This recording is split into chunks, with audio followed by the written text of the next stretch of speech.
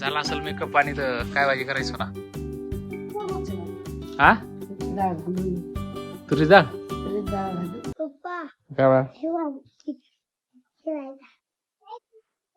हा तर पहा मित्रांनो, आमचा बारकू पुण्याहून लय मोठे बिस्किट घेऊन आला आबिल आणि सोनाम तुरी डाळ आणि आज स्पेशल बारकून चहा ठेवले गुळाचा. झाला बारकू चहा? बारकू हा चला. तर आज मित्रांनो बारकूच्या हातचा चहा आहे, गुळाचा चहा केला बारकून.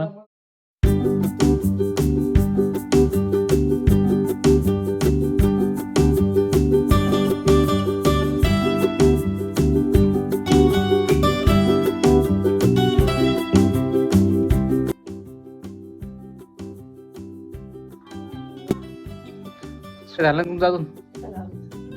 चला बसा. तर राम राम मित्रांनो, कशा आहात?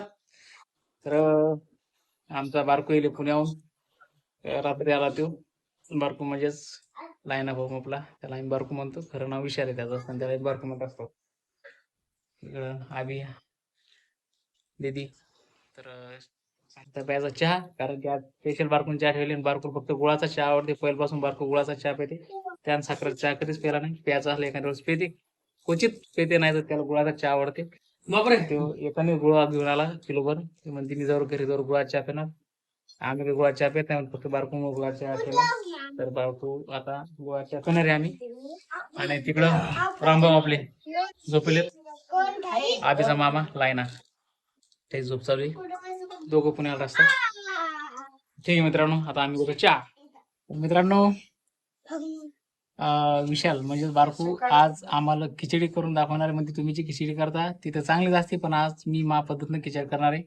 म्हणजे ते म्हणते आज माची खिचडी खाऊन पहा, तर त्याच्यामुळे आज बारकू आमचा खिचडी करणार आहे. ते पहा बारकू आराम चालू आहे, सोना तांदूळ निसरून राहिली. आणि आता मला हे बा दिसत ना बारक्या बघण्यात टमाटे आणि मिरच्या आहेत. आता मी टमाटे मिरची कापून देतो.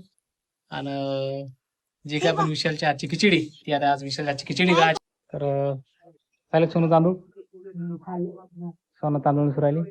विशाल तोपर्यंत म्हणते मी थोडा मोबाईल पाहतो, तर तुम्ही बाकीचे काम करून घ्या, हे का रे. बरोबर, चला त्यात नको तू. तर मित्रांनो आता मी घेतो हे बा टमाटे धुवून घेतो, 2-4 टमाटे आणि मिरच्या.